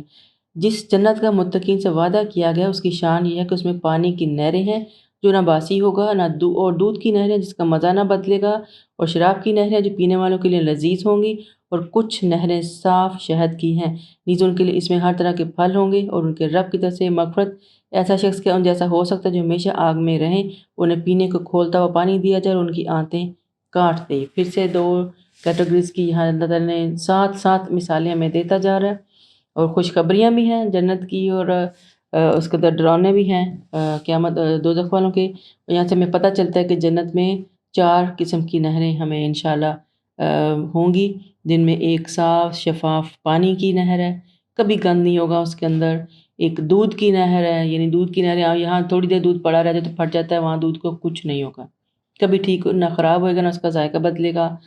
پھر ایک اس کے اندر شراب کی نہریں ہیں، شراب جتنی مرضی پیو آپ کو لطف تو آئے گا لیکن دماغ خراب نہیں ہوگا، نہ سر درد ہوگی، نہ چکر آئیں گے، نہ وہ جو بھی اس کے برے سمٹمز ہوتے ہیں وہ وہاں نہیں ہوں گے۔ شرابن طہورا ہوگی وہاں پہ، اور پینے والوں کے لیے لذیذ ہوگی۔ اور پھر اصل مصفہ، انتہائی صاف شفاف شہد ہوگا ان کے لیے، اور ان میں ہر طرح کے پھل بھی ہوں گے جنت میں۔ اور پھر یہ ایسا شخص ہے جو اپنے رب کی طرف سے مغفرت پہ ہوگا، اور جو نہیں کرنے والے انہیں کیا ہے، انہیں پینے کو کھولتا ہوا پانی دیا جائے گا جو ان کی آنتیں کاٹ دے گا۔ اور ان میں سے بعض ایسے ہیں جو آپ کی بات کان لگا کر سنتے ہیں، پھر جب تمہارے یہاں سے باہر جاتے ہیں تو ان میں سے جنہیں علم دیا گیا پوچھتے ہیں ابھی اس نے کیا کہا، یہی ہیں جن کے دلوں پہ اللہ نے مہر لگا دی اور وہ اپنی خواہشات کی اتباع کرتے ہیں۔ یہ منافقین کی باتیں ہیں جو آپ کی باتیں چھپ چھپا کے سنتے تھے، پھر آگے جا کے جاسوسیاں کر کے لوگوں کو بتاتے تھے۔ اور جنہوں نے ہدایت پائی، اللہ ان کو زیادہ ہدایت دیتا ہے اور انہیں تقویٰ عطا کرتا ہے کیا یہ اب قیامت کا انتظار کر رہے ہیں کہ وہ ایک دم آ پڑے؟ ان کی نشانیاں آ چکی ہیں، پھر جب قیامت آ جائے گی تو ان کے لیے قبول نصیحت کا کون سا موقع ہوگا؟ تو قیامت کی نشانیاں ہم پہلے بھی پڑھ چکے ہیں، اور نشانیاں اللہ تعالیٰ نے بتا دی ہیں، صحیح وقت نہیں کسی کو بھی پتہ، اور جو لوگ منہ کھول کے اپنے لیے قیامت مانگتے ہیں اللہ تعالیٰ ان کو ڈرا رہا ہے کہ جس دن آ گئی اس دن آپ کے لیے توبہ کے دروازے بند ہو چکے ہوں گے، اور بس آپ جان لیجیے کہ اللہ کے سوا کوئی الہ نہیں، فَعَلَمْ أَنَّ لَا إِلَهَ إِلَّا اللَّهُ وَاسْتَغْفِرْ لِذَنبِكَ وَلِلْمُؤْمِنِينَ وَالْمُؤْمِنَاتِ، اللہ کے سوا کوئی الہ نہیں، اور اپنے لیے نیز مومن مردوں اور مومن عورتوں کے لیے بھی گناہ کی معافی مانگیے۔ واللہ یعلم متقلبکم ومثواکم، اللہ تمہارے چلنے پھرنے کے مقامات اور آخری ٹھکانے سے واقف ہے۔ یعنی اللہ تعالیٰ جو ہے وہ اپنے نبی سے بھی کہہ رہے ہیں، اور ہمارے لیے بھی یہی بات ہے کہ ہم جو ہے وہ یہ سبق دے رہا اللہ تعالیٰ کہ نمبر ایک اللہ کی وحدانیت پہ مکمل یقین رکھیں، اس کے ساتھ اوٹ پٹانگ چیزوں کو ایسوسیٹ مت کریں چاہے وہ کیا ہے، اور اللہ تعالیٰ سے استغفار کرتے رہیں۔ بے شمار ایسے گناہوں کا وبال بھی ٹل جاتا ہے جس کا انسان کو خود بھی احساس نہیں ہوتا کہ وہ گناہ کر چکا ہے یا کر سکتا ہے، اور استغفار کی برکت اور رحمت الہی کا نزول ہوتا ہے۔ حضرت نوح نے بھی اپنی قوم کو استغفار کے کئی دنیاوی جو ہے وہ فائدے گنوائے تھے، یہ سورۃ نوح میں بھی پڑھیں گے جا کے ہم۔ پھر نوح نے کہا کہ اپنے رب سے معافی مانگیے، فَقُلْتُ اسْتَغْفِرُوا رَبَّكُمْ، بلا شبہ بڑا ہی معاف کرنے والا ہے، اور تم پر آسمان سے خوب بارشیں برسائے گا، اور مال و اولاد سے تمہاری مدد کرے گا، اور تمہارے باغات بنائے گا اور نہریں جاری کرے گا۔ یعنی اگر ہم اللہ تعالیٰ سے استغفار کرتے ہیں تو دنیا میں ہمیں کیا کیا مل جاتا ہے، معافی بھی مل جاتی ہے، اور ہمیں بارشیں بھی مل جاتی ہیں۔ ظاہر پانی سے زندگی ہے، اور اگر پانی آئے گا تو ساری دنیا زندہ رہے گی، جانور زندہ رہیں گے، سب کھائیں گے پیئیں گے، کھیتیاں اگیں گی، اور مال اور اولاد سے بھی مدد ملتی ہے۔ استغفار ہمارے مال میں اضافے کا باعث ہے، اور ہماری اولاد میں اضافے کا باعث ہیں، اولاد میں نیکی کا باعث ہیں، اور تمہاری باغات بنائے گا، یعنی دنیاوی جو آپ کو چاہیے وہ سب ملے گا، اور نہریں جاری کرے گا۔ یہ سورہ نوح کی آیت کا ترجمہ ہے۔ تو کیا ہے کہ ہمیں استغفار کرنا ہے، مومن مردوں کو بھی استغفار کرنا ہے، مومن عورتوں کو بھی استغفار کرنا ہے، اور اللہ تعالیٰ کہتا ہے کہ میں تمہارے چلنے پھرنے کے یعنی دنیا میں بھی جو کچھ ہو اور آخرت میں بھی جو بھی آپ کے ٹھکانے میں ان سے سب مکمل واقفیت ہے مجھے۔ وَيَقُولُ الَّذِينَ آمَنُوا لَوْلَا نُزِّلَتْ سُورَةٌ فَإِذَا أُنزِلَتْ سُورَةٌ مُحْكَمَةٌ وَذُكِرَ فِيهَا الْقِتَالُ رَأَيْتَ الَّذِينَ فِي قُلُوبِهِم مَّرَضٌ يَنظُرُونَ إِلَيْكَ نَظَرَ الْمَغْشِيِّ عَلَيْهِ مِنَ الْمَوْتِ فَأَوْلَىٰ لَهُمْ، اور ایمان لانے والے کہتے ہیں، یعنی وہ لوگ جو ایمان لائے کہتے ہیں کہ کوئی صورت کیوں نازل نہیں ہوتی۔ پھر جب ایسی محکم صورت نازل کی گئی جس میں قتال کا ذکر تھا، تو آپ نے دیکھا کہ جن لوگوں کے دلوں میں نفاق کا مرض ہے، آپ تو یوں دیکھتے ہیں جیسے کہ کسی شخص پر موت کا دورہ پڑا ہو، ان کے لیے ہلاکت ہے اس میں۔ تو جب احکامات آ گئے جنگ کے، ظاہر مدینہ مکہ میں تو نہیں جنگ کی اجازت تھی نا، تب مدینہ میں آ گئے اور جنگ کے احکامات آنے شروع ہو گئے ہیں، تو اب لوگوں کو کچھ لوگ جن کے دلوں میں نفاق تھا، منافقت تھی، ان کو ایسے لگا جیسے کسی نے موت کا جو ہے وہ ان کو فیصلہ سنا دیا ہو۔ تو اللہ تعالیٰ کیا کہہ رہے ہیں، فَلَوْ صَدَقُوا اللَّهَ لَكَانَ خَيْرًا لَّهُمْ طاعۃ وقول معروف، اور چاہیے تھا کہ اطاعت کرتے اور بھلی بات کرتے، پھر جہاد کا معاملہ طے پا گیا، اور اگر وہ اللہ سے سچے رہتے تو ان کے لیے بہتر تھا۔ زیادہ تر جو منافقین ہوتے ہیں وہ بظاہر تو مسلمان ہو چکے ہوتے ہیں لیکن دل نہیں بدلتے ان کے، تو اللہ تعالیٰ کہتا ہے اگر وہ سچے ہوتے اور مان جاتا ہے، دل بھی مان جاتا تو وہ بھلائی میں رہتے، یعنی وہ اوپر سے تو مسلمان ہو ہی چکے تھے۔ اولئک الذین لعنہم اللہ فاصمہم وَأَعْمَىٰ أَبْصَارَهُمْ، اور پھر اللہ تعالیٰ فرماتا ہے کہ اے منافقو تم سے کیا بعید کہ اگر تم حاکم بن جاؤ تو زمین میں فساد کرو اور قطع رحمی کرو، اور یہی لوگ ہیں جن پر اللہ نے لعنت کی، انہیں بہرا کر دیا اور ان کی آنکھوں کو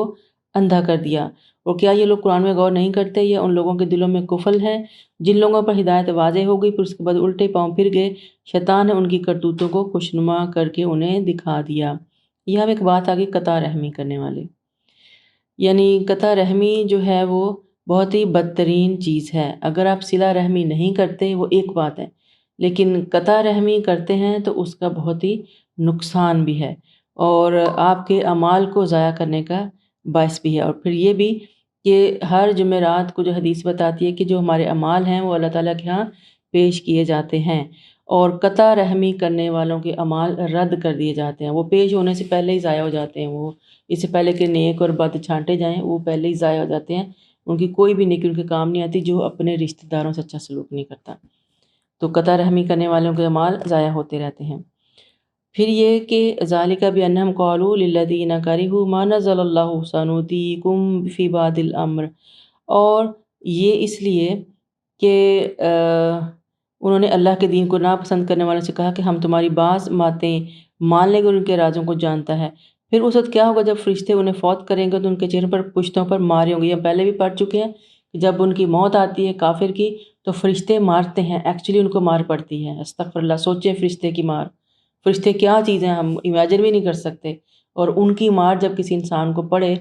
تو وہ انسان ہے کیا، سوچیں ذرا۔ تو یہ کیا کرتے ہیں، ان کی پشتوں پہ اور چہروں پر مارتے ہیں، مار رہے ہوں گے، تھپڑ لگتے ہیں ان کو، اور یہ اس لیے کہ وہ ایسی بات کے پیچھے لگ گئے جس نے اللہ کو ناراض کر دیا اور انہوں نے اس کی رضا کو کرہ جانا، تو اللہ نے ان کے اعمال ضائع کر دیے۔ پھر اعمال ضائع کرنے والی بات آ گئی۔ حضرت ابو ہریرہ جو ہے وہ روایت کرتے ہیں کہ آپ صلی اللہ علیہ وسلم نے فرمایا، اللہ تعالیٰ نے جب مخلوقات کو پیدا کیا، جب تخلیق سے فارغ ہوا تو صلہ رحمی کھڑی ہوئی۔ صلہ رحمی ایک صفت ہے نا جو کسی انسان کے اندر ہونی چاہیے، تو اور کہا کہ یہ اس کا مقام ہے جو تجھ سے قطع رحمی سے پناہ چاہے،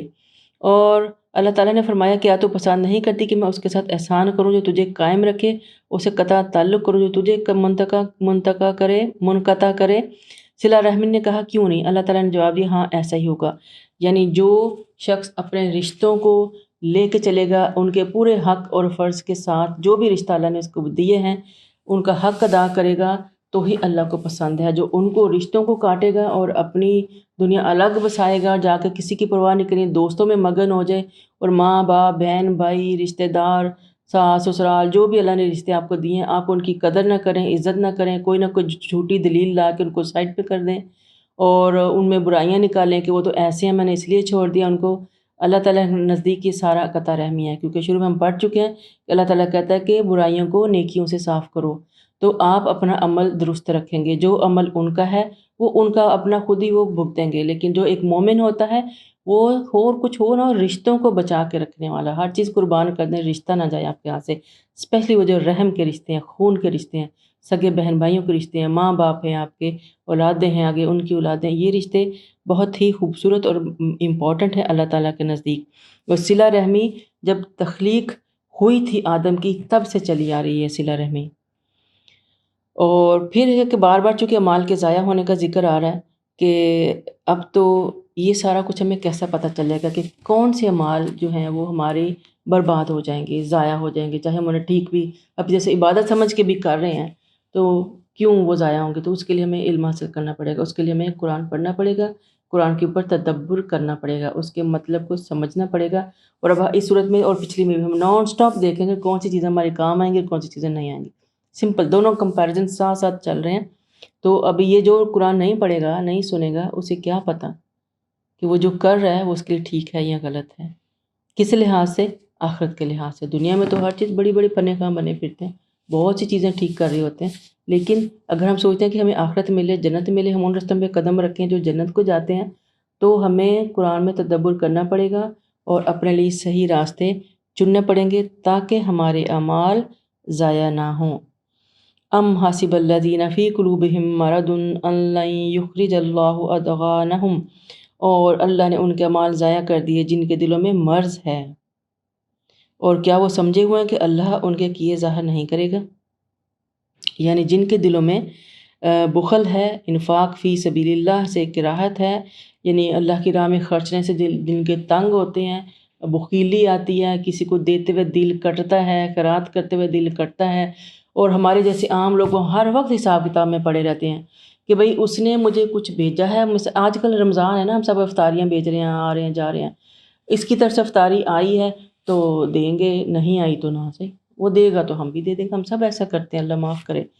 تو یہ جو عدلے بدلے کی جو ساری چیزیں ہیں نا، یہ عدلے بدلے دنیا میں بھی رہ جائیں گے۔ اگر آپ نے کسی کو اس لیے دیا کہ وہ بھی آپ کو دے تو آپ کو تو دنیا میں بدلہ مل گیا نا، وہ تھوڑا سا بڑھا کے ہی دے گا، پھر یہ کہ اس نے بھیجا تو میں بھی دے دوں اور اس نے نہیں بھیجا تو میں نہیں دوں گا، تو یہ سارا کچھ ہم اللہ کے لیے نہیں کر رہے، یہ تو پھر ہم آپس کا لین دین ہے اور اس کا بدلہ میں یہی مل جائے گا۔ جہاں جہاں آپ نے افطاری بھیجی وہاں سے واپس بھی ضرور آئے گی، چاہے بڑھ کے ہی آئے، لیکن اللہ کی خوشی کے لیے کام یہ سارا ضائع ہو جائے گا۔ وہاں ہم اس میں سے کچھ بھی ہمارے ساتھ نہیں جائے گا، ساتھ وہ جائے گا جو ہم نے اس لیے دیا کہ اللہ ہم سے راضی ہو جائے، نیکی کی نیت سے۔ چاہے آپ نہ تحفے دیں، دعا دے دیں کسی کو نیکی کی نیت سے، کسی کے لیے خیر مانگ لیں اللہ تعالیٰ سے، اس کی ایبسنس میں دعا مانگ لیں، کسی کے ساتھ اس سے اچھا ذکر کر دیں، یا کہیں آپ بیٹھے ہوئے ہیں تو اس کی اچھی بات کر دیں، یہ آپ کے حق میں، اس کے بھی حق میں زیادہ بہتر ہے۔ اور اللہ تعالیٰ کہتا ہے کہ میں جو ہے ان کے جو کینے ظاہر نہیں کرے گا، کیا وہ سمجھتے ہیں؟ یعنی ان کے دلوں میں جو ہے بغض، یعنی اوپر سے تو دعوتیں کی جا رہی ہیں اور بھگتایا جا رہا ہے اور واہ واہ ہوئی جا رہی ہے، لیکن دل میں کیا ہے ان کو لگ رہا ہے کہ یا اللہ کیا مصیبت ہے، اب اس کی بھی دعوت کرنی پڑے گی، اب ان کی ہے تو ان کی بھی کرنی پڑے گی، اس کو بلایا تو اس کو بھی، ہم اپنے حساب کتاب میں بڑے رہتے ہیں۔ تو یہ کام میں تو یہ کہوں گی کہ آج کم از کم افطاریوں کے ساتھ یہ حالات نہ کریں۔ یہ تو مہینہ ہی جو ہے نا پاکیزگی کا ہے، صفائی کا ہے، اپنے اعمال کی، اپنے دماغ کی، اپنے دل کی پاکیزگی اور صفائی کا مہینہ ہے۔ کینہ، بخل، کنجوسی، کمپیریزن نکال دیں اندر سے، کچھ کر سکتے ہیں تو خلوص سے کریں ورنہ نہ کریں، یہ زیادہ بہتر ہے، تاکہ جو ہم کر بھی رہے ہیں وہ ضائع نہ ہو جائے کہیں جا کے۔ اور آگے ہے کہ وَلَوْ نَشَاءُ لَأَرَيْنَاكَهُمْ فَلَعَرَفْتَهُمْ بِسِيمَاهُمْ، اور اگر ہم چاہیں تو آپ کو وہ دکھلا دیں، آپ انہیں ان کے چہروں سے پہچان لیں، آپ انہیں ان کے طرز کلام سے بھی پہچان ہی لیں گے۔ اللہ تمہارے اعمال، پھر سے اعمال کی بات آ گئی، اللہ تمہارے اعمال جانتا ہے۔ کہ جو لوگ جو ہیں، جو بعض اوقات ایسا ہوتا ہے کہ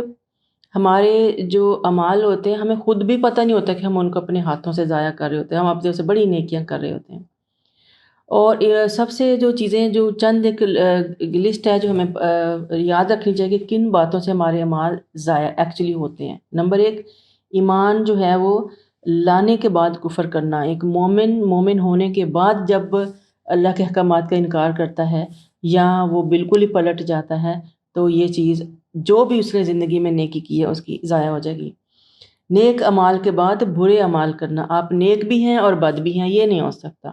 آپ صبح میں تو سارا دن بیٹھ کے قرآن پڑھ رہے ہیں اور سارا کچھ نیک عمل کر رہے ہیں، یا وٹ ایور، بہت سے نیک عمل ہوتے ہیں، انسان صدقے بھی کرتا ہے، خیرات بھی کرتا ہے، اچھا سلوک بھی کرتا ہے، لیکن ساتھ ساتھ آپ برے اعمال بھی اسی زور و شور سے کر رہے ہوں،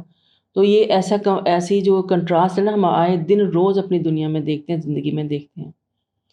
تو یہ چیز ہے کہ یہ بھی آپ کے نیک اعمال کو ضائع کرنے کا باعث بنتا ہے۔ آپ کے نیک اعمال جو جمع تفریق ہوتی ہیں تو بد اعمال بھاری پڑ جاتے ہیں وہاں پہ۔ اور اپنے نیک اعمال کو ریاکاری اور دنیا کی جو ہے وہ نمائش کے لیے، دنیا کی خوشنودی کے لیے کرنا، آپ صدقہ خیرات بھی کر رہے ہیں تو ساری دنیا کو بتا کے کر رہے ہیں تاکہ لوگ آپ کی واہ واہ کریں، فوٹو کھنچوائی جا رہی ہیں، عمرے پہ جا رہے ہیں تو فوٹو پیچھے خانہ کعبہ کے ساتھ فوٹوز ڈالی جا رہی ہیں، اور یہ ساری چیزیں جو ہوتی ہیں یہ ریاکاری میں آ جاتی ہیں اور یہ بھی ہمارے اعمال کے ضائع کا باعث بنتی ہیں۔ پھر ایسے ادھورے نیک عمل جنہیں ہم شروع تو کر لیتے ہیں لیکن وہ ان کو پائے تکمیل تک نہیں پہنچاتے، قرآن شروع کیا تو آدھا چھوڑ دیا، نماز پڑھیں تو افراتفری میں فٹافٹ 2 منٹ میں یہ اسپیڈ میں نماز ختم کر دی۔ تو یہ جو ادھورے کام ہے جو اپنی مکمل ان کو نہیں کیا جاتا، یہ بھی ہماری جو ہم نے اندر نیکی کی بھی ہے وہ بھی ضائع ہو جاتی ہے۔ پھر بدعات، ایسے نیک عمل جو ہم نیکی سمجھ کے کرتے ہیں اصل میں وہ بدعت ہوتے ہیں، یعنی ایک دین کے اندر ایک نئی ایجاد ہوتی ہے، ہم ان کو نیکی سمجھ کے کرتے ہیں۔ یعنی خاص طور پہ لوگ جو ہوتے ہیں وہ شب برات کا خاص روزہ رکھا جاتا ہے مثال کے طور پہ، یا لوگ کہتے ہیں جی کنڈے کر رہا ہے یا کوئی شب براتیں منا رہا ہے یا ولیوں کے ان کی دیگیں چڑھائی جا رہی ہیں، یہ ساری بدعات ہوتی ہیں۔ لوگ منتیں مان لیتے ہیں ایسی جو ان کے گلے کا پھندہ بنی ہوتی ہیں، ان سے نہیں نکل پاتے۔ پھر ہم جو دیکھتے ہیں کہ بہت سے نیک عمل جو ہم قرآن خوانی وغیرہ جب گھروں میں برکت کے لیے کراتے ہیں، یا فوت ہو جاتا ہے کوئی تو اس کی فوتگی پہ قرآن خوانی وغیرہ کی جاتی ہے، جن کی شرح میں کوئی اوتھینٹسٹی نہیں ہے، ایسا ہر عمل جو ہمارے نبی کے وسلم کی سنت میں ثابت نہیں ہوتا اور جو ہمارے صحابہ نے بھی نہیں کیا، تو ہمیں ان سے پرہیز کرنا چاہیے۔ اگر ہم ایسے کام کریں گے چاہے وہ کتنے ہی اچھے لگ رہے ہوں ہمیں ان سے پرہیز کرنا چاہیے، ورنہ ہماری نیکیاں بھی ضائع جائیں، وہ ہماری باقی نیکیوں کو بھی لے ڈوبیں گے۔ تو آپ نے فرمایا کہ جس نے ہمارے دین میں کوئی نئی بات از خود پیدا کر لی جو دین میں نہیں تھی تو وہ رد کر دیا جائے گا۔ صرف وہ نیکی نہیں، اس کے باقی اعمال بھی رد ہو جائیں گے۔ تو اللہ تعالیٰ سے دعا کرتے ہیں کہ اللہ تعالیٰ ہمیں صحیح علم دے اور صحیح عمل کرنے کی توفیق دے، چاہے وہ تھوڑے ہوں لیکن اخلاص کے ساتھ کیے جائیں تاکہ ہمارے عمل ضائع نہ کر دیے جائیں۔ اللہ تعالیٰ فرماتے ہیں کہ وَلَا نَبْلُوَنَّكُمْ حَتَّى نَعْلَمَ الْمُجَاهِدِينَ مِنْكُمْ وَالصَّابِرِينَ وَنَبْلُوَ أَخْبَارَكُمْ، ان الذین کفروا وصدوا عن سبیل اللہ وشاقوا الرسول من بعد ما تبین لهم الہدی لن یضروا اللہ شیئا وسیحبط اعمالهم۔ اور بلا شبہ جن لوگوں نے کفر کیا اور اللہ کی راہ سے لوگوں کو روکتے رہے، اور اوپر ہم ضرور تمہیں آزمائیں گے حتیٰ کہ تم سے مجاہد اور صابر معلوم کر لیں اور تمہارے احوال کی جانچ پڑتال کر لیں۔ اور بلا شبہ جن لوگوں نے کفر کیا اور اللہ کی راہ سے دوسروں کو روکتے رہے، ان پر ہدایت واضح ہو جانے کے بعد انہوں نے رسول کی مخالفت کی، اور وہ اللہ کا کچھ بھی نہیں بگاڑ سکتے، اور اللہ ایسے لوگوں کے اعمال برباد کر دے گا۔ پھر سے آگے کہ اعمال برباد ہو جائیں گے ایسے لوگوں کے جو نہ خود سب کچھ پتہ ہے، جانتے بوجھتے لوگوں کو بھی گمراہ کرتے ہیں، خود جو چیز نہیں کرتے لوگوں سے بھی کہتے ہیں کوئی بات نہیں، کچھ نہیں ہوتا، کل کر لیں گے، پرسوں کر لیں گے، تو ان کے بھی اعمال جو ہیں وہ سب کے برباد ہو جاتے ہیں۔ اور اے ایمان والو، اللہ کی اطاعت کرو، اس کے رسول کی اطاعت کرو، اپنے عملوں کو ضائع نہ کرو۔ اور جن لوگوں نے کفر کیا اور دوسروں کو اللہ کی راہ سے روکا، پھر اس کی کفر کی حالت میں مر گئے، اور اللہ نے انہیں کبھی معاف نہیں کرے گا۔ بس تم سستی نہ دکھاؤ اور نہ دشمن سے صلح کی درخواست کرو، تم ہی غالب رہو گے، اللہ تمہارے ساتھ ہے، وہ تمہارے اعمال کبھی ضائع نہ ہونے دے گا۔ گویا اللہ اور رسول کی اطاعت نہ کرنے کا صرف خمیازہ ہی یہی ہے کہ عمل قبول نہ ہوگا، بلکہ دیگر اعمال بھی ضائع ہو جائیں گے۔ یہ بہت ہی وارننگ والی آیتیں ہیں کہ صرف یہ نہیں کہ جو غلطی گناہ ہم کر رہے ہیں وہی ہمارے گلے میں پڑے گا، بلکہ جب ہم اللہ اور رسول کی اطاعت نہیں کریں گے تو ہمارے جو باقی نیکیاں ہیں وہ بھی ضائع ہو جائیں گی۔ وَلَن يُتْرِكَكُمْ أَعْمَالُكُمْ، تمہارے اعمال سے۔ اور پھر یہ اللہ تعالیٰ کہہ رہا ہے کہ جو لوگ ہیں سستی نہ دکھائیں اور دشمن سے صلح کی درخواست بھی نہ کرو، اور تم ہی غالب رہو گے، اللہ تمہارے ساتھ ہے۔ یعنی جو اللہ کے کہے پہ چلے گا اللہ اس کے اعمال ضائع نہیں کرتا۔ اور انما الحیات الدنیا لعب ولہو، دنیا کی زندگی تو بس ایک کھیل اور تماشا ہے۔ وَإِن تُؤْمِنُوا وَتَتَّقُوا يُؤْتِكُمْ أُجُورَكُمْ وَلَا يَسْأَلْكُمْ أَمْوَالَكُمْ، اور تم ایمان لاؤ اور تقوی اختیار کرو تو اللہ تمہیں اجر دے گا اور تم سے تمہارے اموال کا مطالبہ نہیں کرے گا۔ اگر تم مطالبہ کرے تو پھر اصرار کرے تو تم بخل کرنے لگو اور تمہارے دلوں کے کھوٹ ظاہر کر دے۔ سنو، تم وہ لوگ ہو جنہوں نے اللہ کی راہ میں خرچ کرنے کو جب دعوت دی جاتی ہے تو پھر تم اس میں سے کوئی بخل کرنے لگتا ہے، حالانکہ جو بخل کرتا ہے وہ اپنے ہی آپ سے بخل کرتا ہے، اللہ تو بے نیاز ہے، تم ہی اس کے محتاج ہو۔ اگر تم نہ مانو گے تو اللہ تمہاری جگہ دوسرے لوگوں کو لے آئے گا جو تم جیسے نہ ہوں گے۔ اللہ کی راہ میں خرچ کرتے ہوئے دل کو بڑا رکھنا چاہیے۔ اللہ کا مال ہے، اللہ نے دیا ہے، آج بھی دیتا ہے، کل بھی اس نے دینا ہے، اور برکت بھی اسی نے ڈالی، اور ایسی برکت ڈالتا ہے کہ آپ کو خود بھی سمجھ میں نہیں آتی، لیکن آپ کے مال میں اللہ تعالیٰ برکت ڈالے رکھتا ہے۔